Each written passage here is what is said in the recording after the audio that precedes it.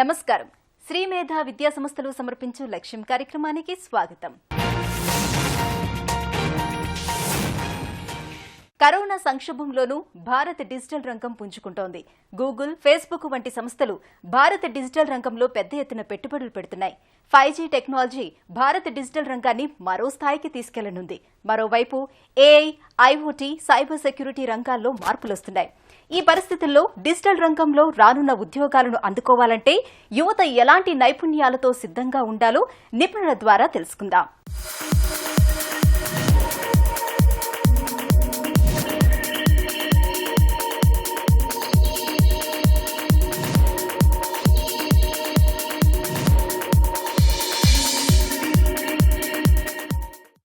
గడిచిన 4-5 నెలలుగా ప్రపంచంలో జరుగుతున్నటువంటి కోవిడ్ సంక్షోభం వలన ఎకానమీ మొత్తం కూడా ఎఫెక్ట్ అవ్వడం మనం అందరం గమనిస్తూనే ఉన్నాం. స్మాల్, మీడియం, మైక్రో బిజినెస్తో పాటు లార్జ్ బిజినెసెస్ కూడా ఈ ఆర్థిక ఎఫెక్ట్ వలన విపరీతమైన సంక్షోభానికి గురై వాళ్ళ ఇన్కమ్ కూడా కోల్పోవడం మనం గమనిస్తూనే ఉన్నాం. మరి దీనివలన కొన్ని వేల నుంచి లక్షల మంది ఉద్యోగాలు కూడా పోతున్నాయి అనే విషయం అందరికీ విశదమవుతూనే ఉంది. అయితే ప్రపంచంలో ఈ రోజున మనం చూసినట్లయితే భారతదేశంతో పాటు ఇతర దేశాల్లో కూడా ప్రతి బిజినెస్కి ఇన్కమ్ తగ్గిపోవడం వలన ఉన్నటువంటి ఎంప్లాయీస్ని కంటిన్యూ చేయలేక చాలా బిజినెస్లు ఈ రోజున ఎంప్లాయీస్ని తీసేయడం కానీ లేకపోతే వాళ్ళకు ఉన్నటువంటి శాలరీని తగ్గించడం కానీ గమనిస్తూ ఉన్నాం. మరి ఇటువంటి సందర్భంలో భవిష్యత్తు ఎలా ఉండబోతుంది, మనకి ఏ విధంగా మనం దీనికి ప్రిపేర్ అవ్వాలి అనే విషయాలు కొన్ని చూద్దాం. ఈ రోజున మనం చూసినట్లయితే గడిచిన 7-8 సంవత్సరాలుగా మొబైల్ వాడకం విపరీతంగా పెరుగుతుంది. అలాగే డెస్క్టాప్లు, ల్యాప్టాప్లు వాడకం కూడా పెరిగిపోతూ ఉంది.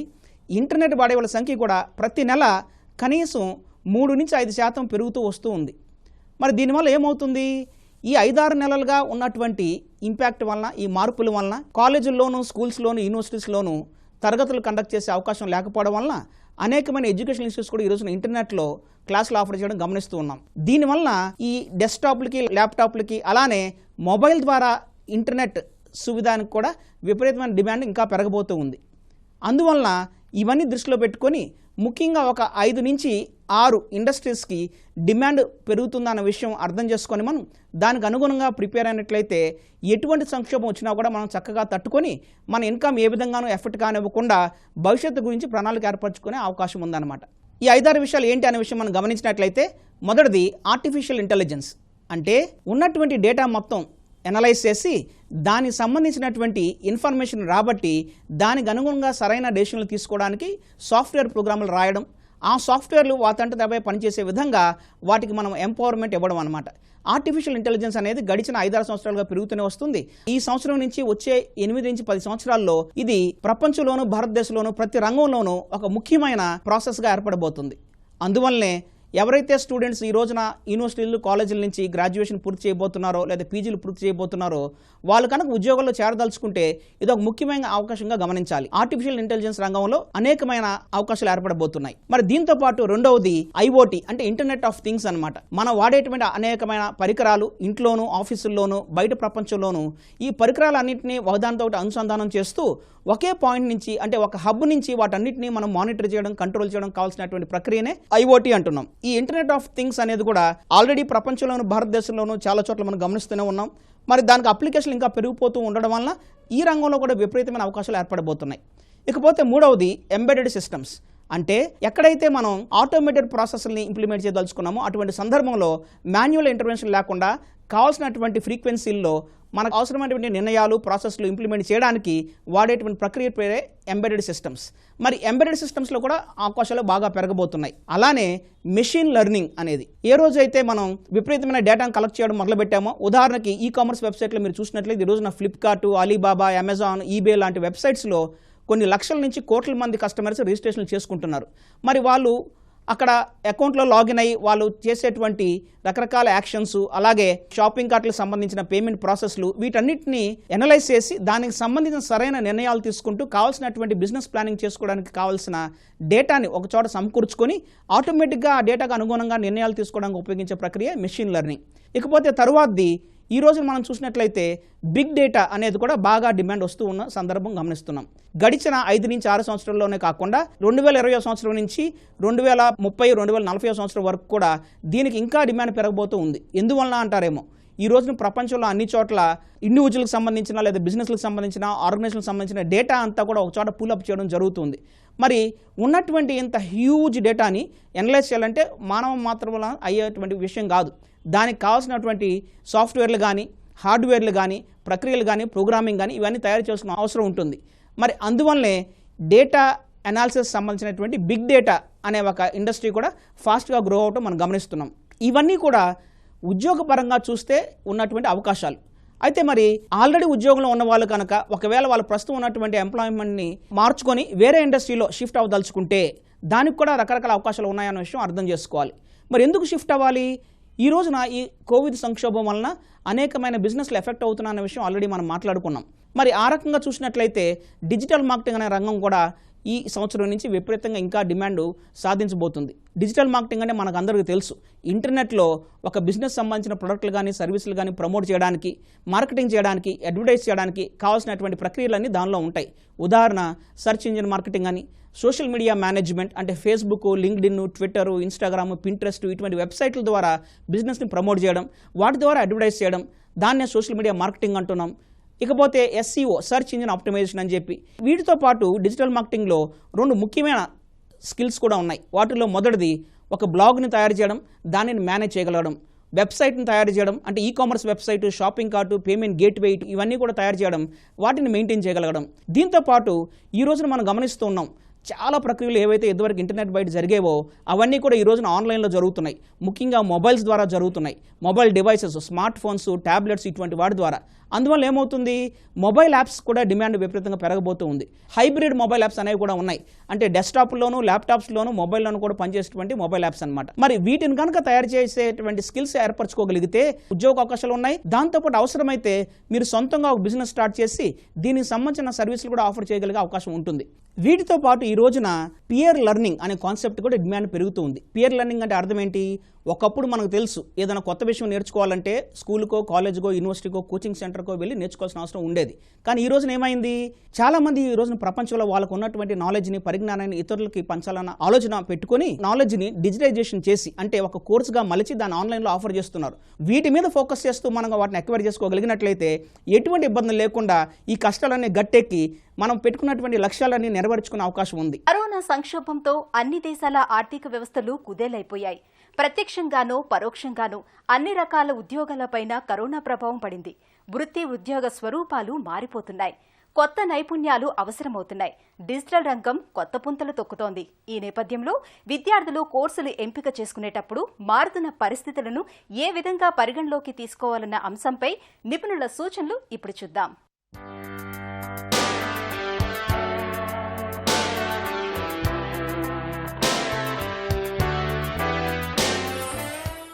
కరోనా సంక్షోభం అన్ని రంగాల మీద ప్రభావం చూపుతుంది.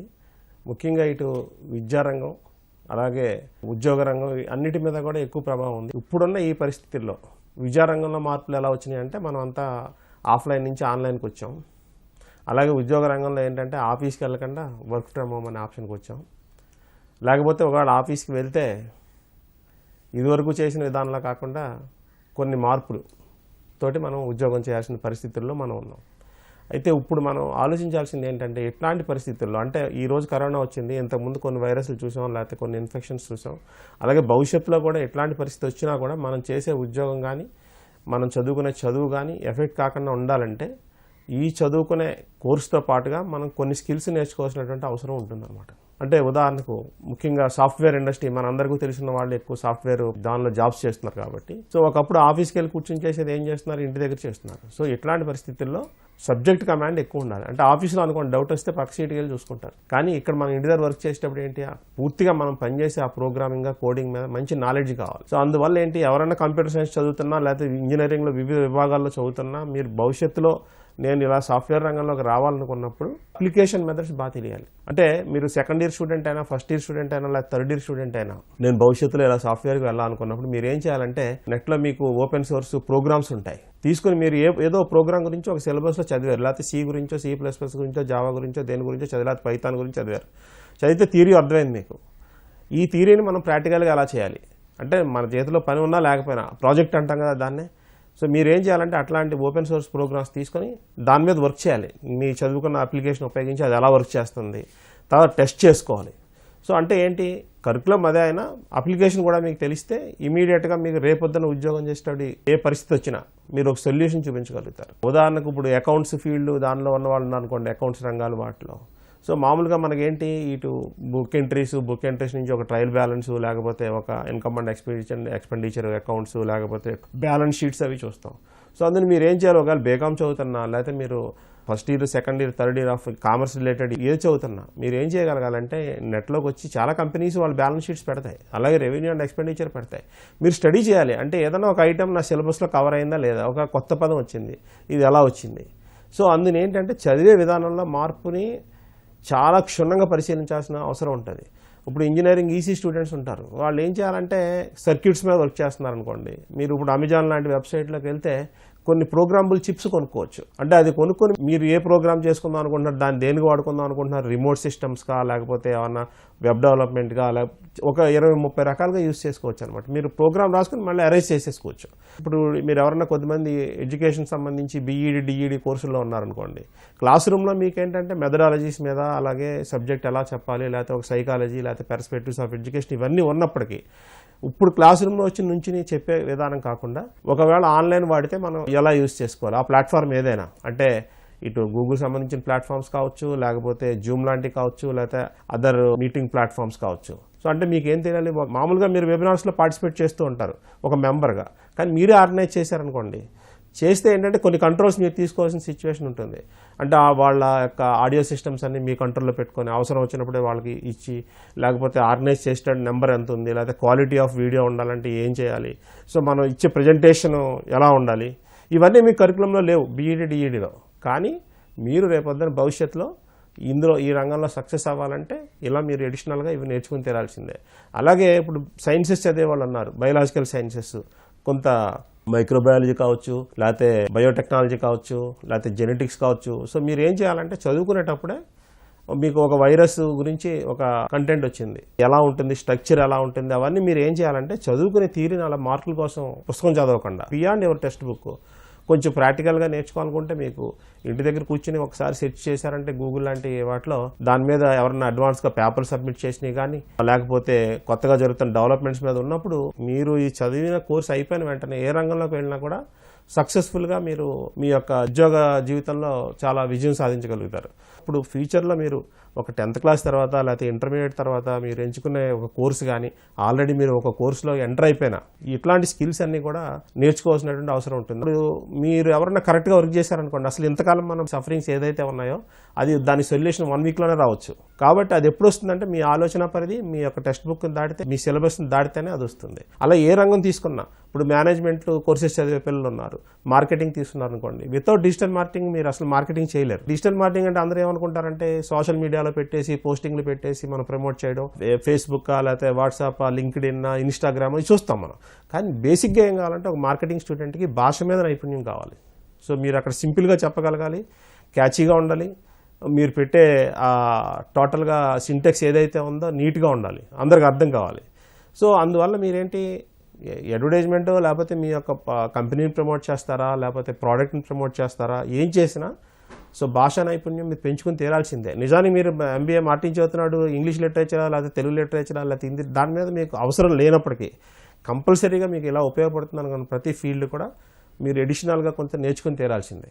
సో ఇందువల్ల ఏంటంటే ముఖ్యంగా విద్యార్థులు గమనించాల్సింది ఏంటంటే, మీరు ఏ కోర్సు ఎంచుకున్నా మార్కులు సంపాదించడానికి మాత్రమే చదవకండి.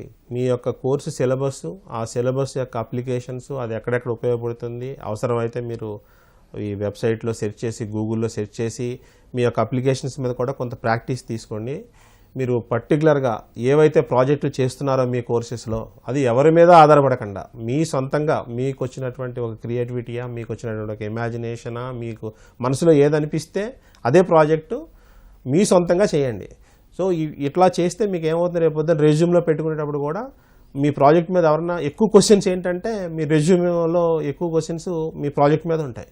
అది మీరు ఓన్గా చేశారనుకోండి, మీకు మంచి కమాండ్ ఉంటుంది. కాబట్టి సో ఇవన్నీ లెక్కలోకి తీసుకుంటూ మీ యొక్క కోర్సుని ఎంచుకుని, ఆ ఎంచుకున్న కోర్సులో మీరు ఒక చక్కటి ప్రణాళికతో చదువుతూ మీ భవిష్యత్తుకు అవసరమైనటువంటి మీ కోర్సుకు సంబంధించి కొంచెం అనుబంధమైన కోర్సులు కూడా నేర్చుకుంటూ మీరు ఈ స్కిల్స్ అన్ని ఎక్వైర్ చేయగలిగితే కరోనా కాదు, లేకపోతే ఇంకా భవిష్యత్తులో ఎట్లాంటి ఈ సంక్షోభాలు వచ్చినా కూడా మీ యొక్క ఉద్యోగ జీవితానికి ఎటువంటి ఒడిదుడుకులు లేకుండా మీ యొక్క బంగారు భవిష్యత్తును మీరు నిర్మించుకోవడానికి ఎక్కువ అవకాశాలు ఉంటాయి. అనుకున్న లక్ష్యం గురి తప్పకూడదంటే గోల్ స్మార్ట్గా ఉండాలంటారు వ్యక్తిత్వ వికాస నిపుణులు.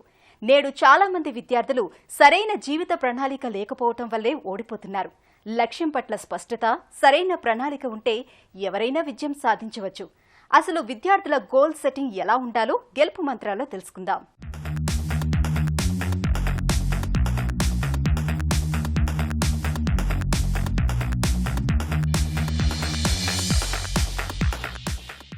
స్పష్టమైన లక్ష్యాలతో, స్పష్టమైన గమ్యాలతో మనం జీవిత ప్రయాణాన్ని మొదలు పెడితే ఖచ్చితంగా మనము ఆ గమ్యాన్ని చేరుకోవచ్చు. ఇంగ్లీష్లో ఒక సామెత ఉందండి, if you aim for the stars you may not get the stars, at least you will get bunch of tree leaves. అంటే నువ్వు ఆకాశంలోని తారల్ని నువ్వు లక్ష్యంగా గమ్యంగా పెట్టుకొని ఒక గెంతు గెంతితే నీకు తారలు అందకున్నా కనీసం ఏదైనా ఒక చెట్టు తాలూకు ఆకులో పండ్లో నీకు దొరికే అవకాశం ఉంది అని చెప్తారు. సో కాబట్టి ఒక స్పష్టమైన లక్ష్యంతో ఆ దిశగా బలమైన అడుగులు వేసుకుంటూ ముందుకెళ్లే వారికి ఒక చిన్నపాటి అపజయాలు ఎదురైనా వాళ్ళ జీవితంలో పెద్దగా కోల్పోయేది ఏముండదండి. వారు ఒక మంచి ఉన్నతమైన స్థానంలో స్థిరపడేటటువంటి అవకాశాలు ఖచ్చితంగా ఉంటాయి. ఇటీవల ఇదే అంశం గురించి నేను మాట్లాడుతున్నప్పుడు మిత్ర బృందంలో ఒక మిత్రుడు ఒక అభ్యంతరం లేవనెత్తాడు.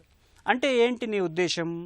గోల్స్ లేకుండా ఉండేవాళ్ళు, జీవితంలో స్పష్టమైన గోల్స్ లేని వాళ్ళు ఖచ్చితంగా ఫెయిల్యూర్ అవుతారంటావా, వాళ్లకు విజయం లభించదు అంటావా అన్నాడు. అలా అని నేను అనను, కానీ గోల్స్ ఉన్న వాళ్ళకి ఒక కంఫర్ట్ ఉంటుందండి జీవితంలో.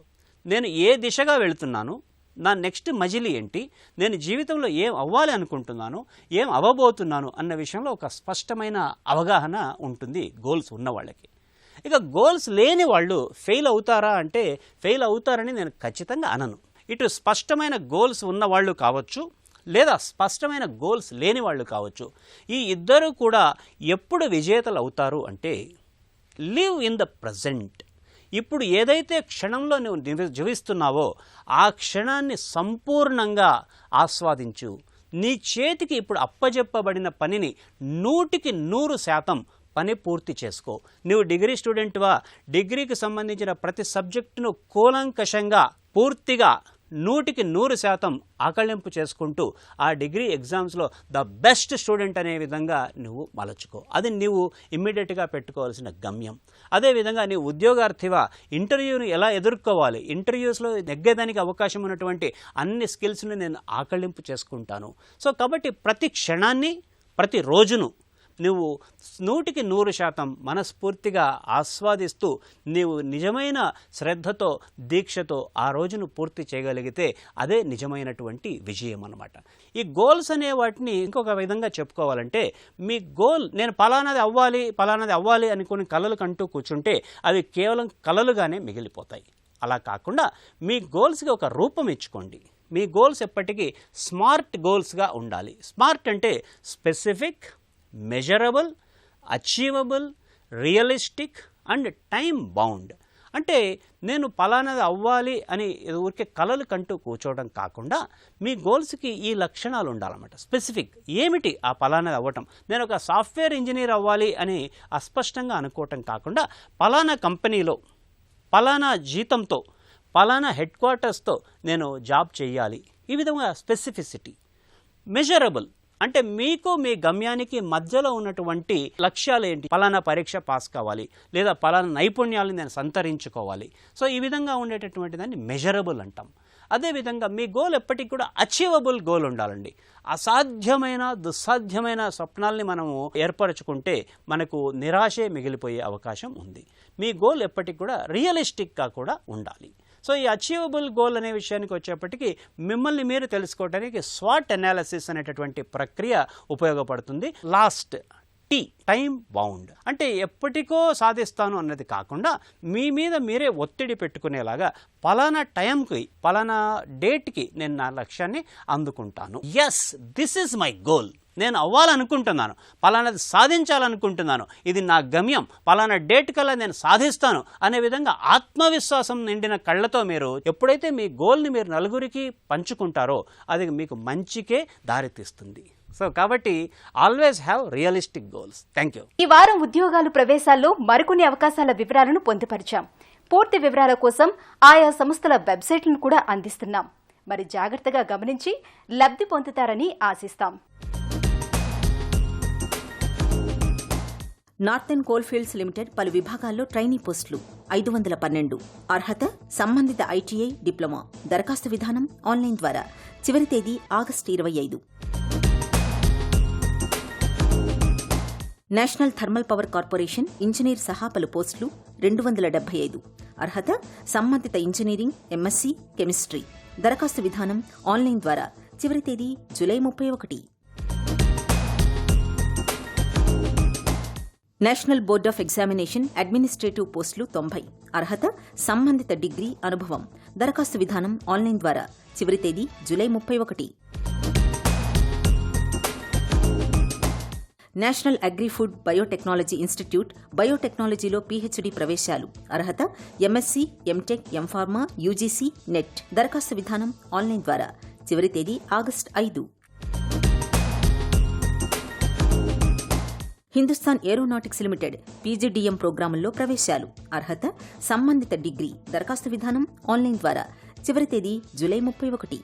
ఈ వారం శ్రీమేధా విద్యా సంస్థలు సమర్పించు లక్ష్యం కార్యక్రమం మీకెంతగానో ఉపకరిస్తుందని ఆశిస్తాం. మీ అభిప్రాయాలు, సూచనలు మా ఇమెయిల్కు పంపించండి. మా ఇమెయిల్ ఐడి laksham@etv.co.in. వచ్చే వారం మరికొన్ని అంశాలతో మళ్లీ మీ ముందుకొస్తుంది మీ శ్రీమేధా విద్యా సంస్థలు సమర్పించు లక్ష్యం. అంతవరకు సెలవు. నమస్కారం.